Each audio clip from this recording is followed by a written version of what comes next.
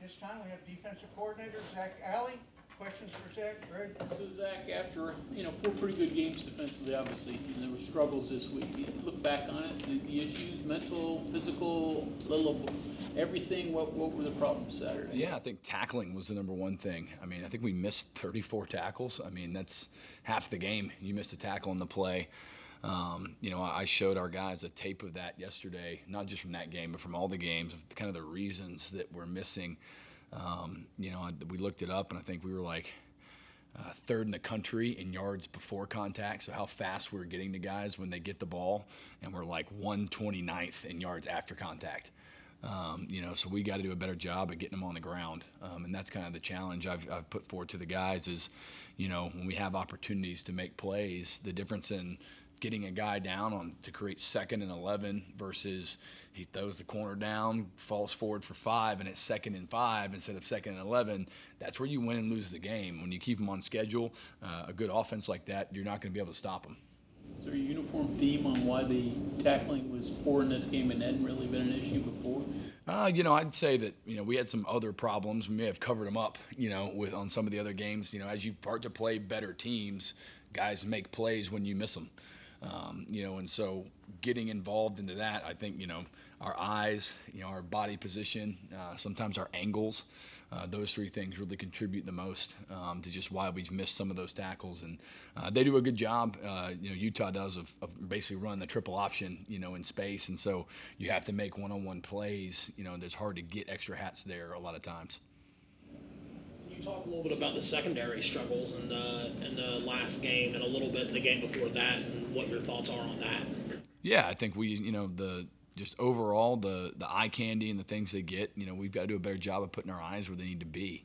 I feel the stress of making sure they know exactly where they're supposed to be at, and then we can't be looking in the backfield. We got let up a couple wide open boots last game, and just not looking at the guy man-to-man on the dude. I can't look at the quarterback. He's not going to throw the ball to me. He's going to throw it to him. So that was pretty much the extent of it, man, just eyes, and if you're not looking at the right things, you're not going to go the right place, and you're not going to make the play.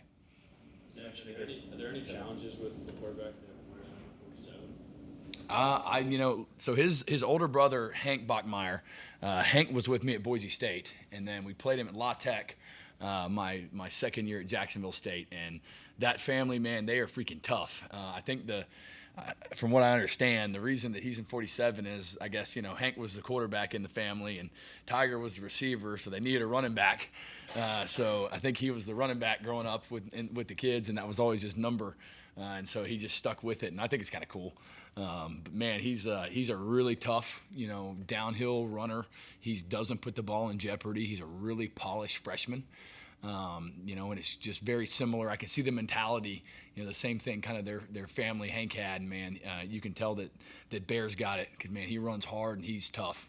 Do you make the scout quarterbacks wear like number 47? I thought about it, but I think we'll know who the quarterback is this week, so we may not have to do that. You mentioned at the end of the Kansas game that you were proud of the team for the way they closed, goal line stand, etc. What are your thoughts on how the defense closed the Utah game, even though it didn't also go well overall? Disappointing. I mean, we gave, you're down so much. We gave guys opportunities, to get in there and play and show that they deserve to play more and some of those things. And, at the end there, we let it down, and had an opportunity. We come out that last play. I mean, I told the whole huddle, I say, hey, listen, they're going to boot right here. It's going to be boot on the goal line. They're going to throw it, and we didn't cover any of them.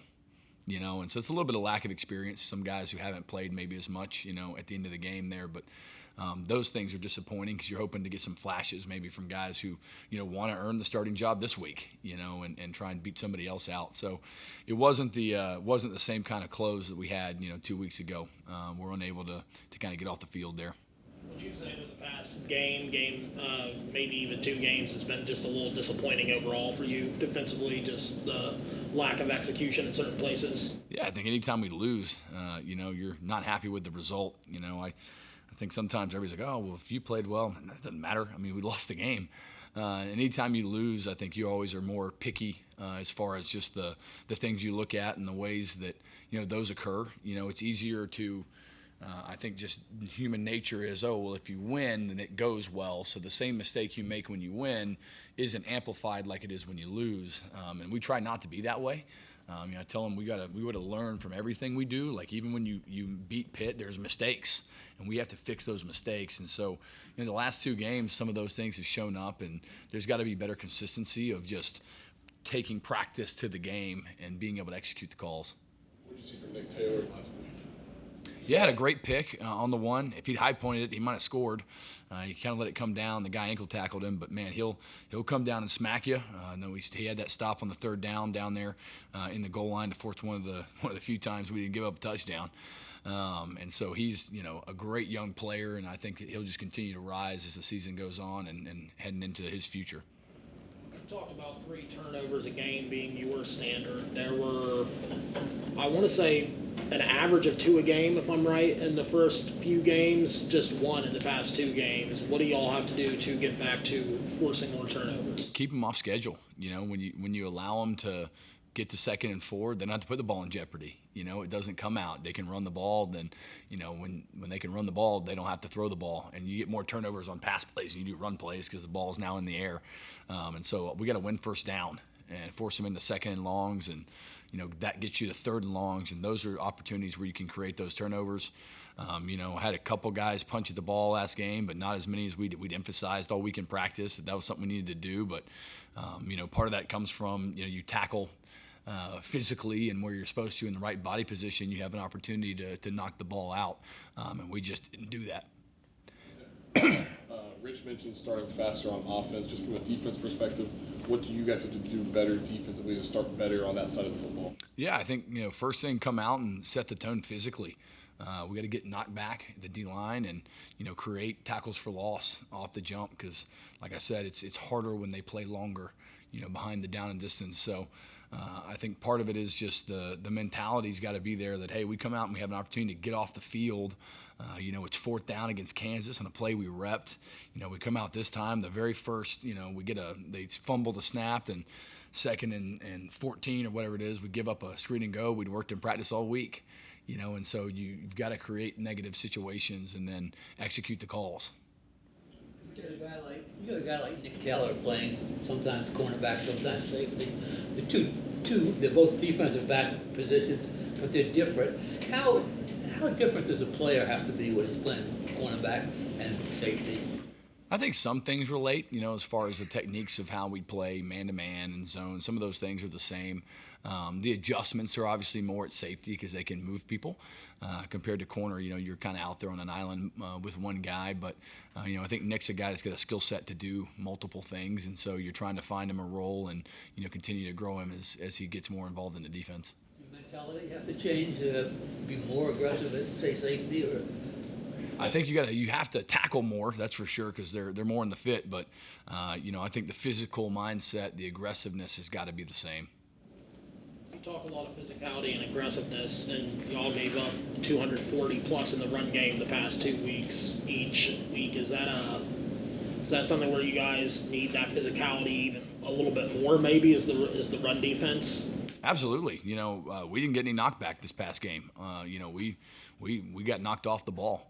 And if you get knocked off the ball, you're going to give up run plays. And so the mindset of knocking people backwards and, getting hands on and, playing, I say play in their yard, chew up their grass, it's got to happen. And we got to see that turn around this week. Rich mentioned that sometimes coaches want to add more when things aren't going well to the playbook and scheme. Do you have to avoid that temptation yourself and maybe narrow things down and just focus on what a few things you do well? I think so. Obviously you get into games where you're not playing well. A lot of times you're searching for answers. Can we get them into something to help us? Get them into something they don't like. But there's definitely a tendency, I think, from coaches in general to overcomplicate things. And I'm with Coach. I'm trying to do the opposite. Trying to simplify this week, particularly in a short week where you've lost a practice day to get ready to play. 3rd downs have been a strength for you over the first 4 games. Was it more than tackling? Because you had them some unfavorable down and distances the other day that they managed, I think, all 8 in the first half. Yeah, absolutely. 3rd and 12, I think you win, like on average, 90% of those across the country. But 3rd and 1, you win about 20%. So the down and distance matters as far as winning 1st and 2nd down. And then there were probably, I think 3 or 4 of those in the first half where we're in position to make the tackle to get off the field and we didn't make the play, and so now it falls forward for a first down and you got to do it all over again. Derek Carter led you in tackles. What did you see from him in Saturday's game? Proud of him. He got banged up a couple weeks ago in practice, so he wasn't really fully healthy till kind of this week. Moved his role around a little bit and, was happy to see him get out there and play like I know he can. I've seen him do that before, and he's a physical and aggressive kid, and, that earns confidence in us as coaches and earns opportunity for sure. Any carryover from what you faced with Utah with what you're going to see with BYU?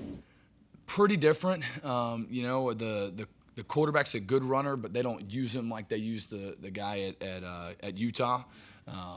They're both similar physical, downhill run, use a bunch of tight ends, those type of things. So you'll see those similarities, week in and week out. But as far as overall, they're a different challenge this week, I feel like, than they were last week.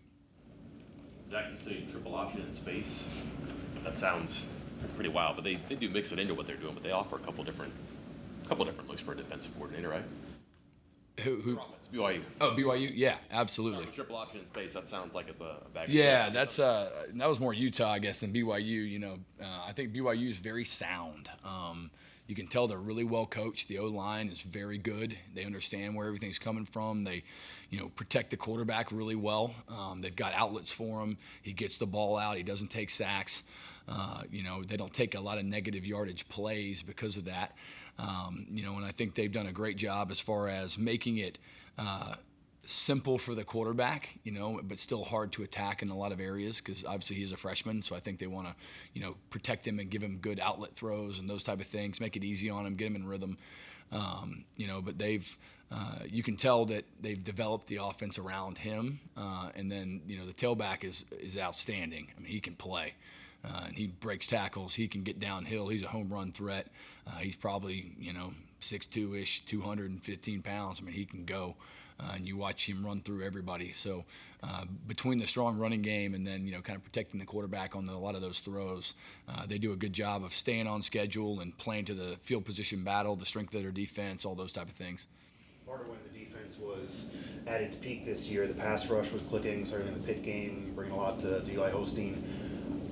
What do you think's happened with the pass rush? Where would you evaluate the pass rush now? How do you get that back to then let everything else be kind of easier for the defense? Yeah, I think the first thing we got to do is finish plays. I mean, we had multiple free runners in the game this week, and we didn't tackle them, and that's obviously, as you can tell, an emphasis point this week that we've got to do that. And then get them, like I said, if you're not making them drop back pass because it's 3rd and 2 and it's not 3rd and 10, takes a lot more opportunities away from you to be able to rush the passer, because in a real game, as far as you get 70 plays, you might only have 15 to 20 true drop back pass opportunities to rush the quarterback.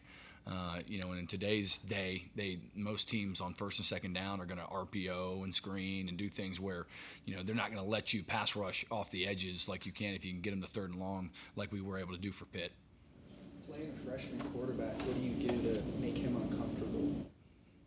I think just change the looks pre to post snap and, move people and try and, create issues for where they want to go with the ball. And then, hopefully you can get a little bit of confusion there. Maybe he'll throw you one, hold on to the ball, get a sack, and, kind of create some of those turnover-worthy plays.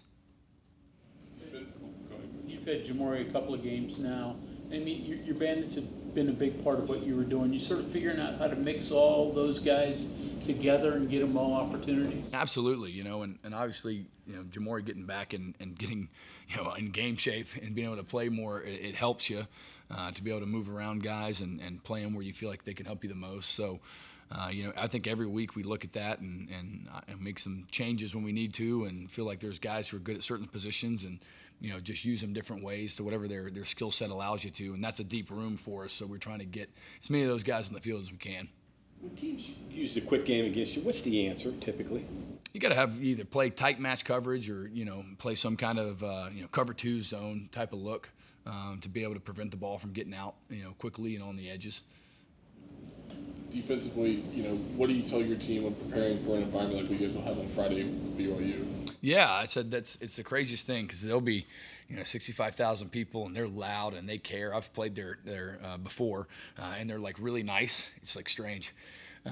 You know, because they're really nice, but they're cheering hard and they care, and it's a big deal to the community there. So just to prepare them for a true real road test where it's going to be loud and you're going to have to bring our own energy to the game. Thank you very much. Thanks, sir. guys.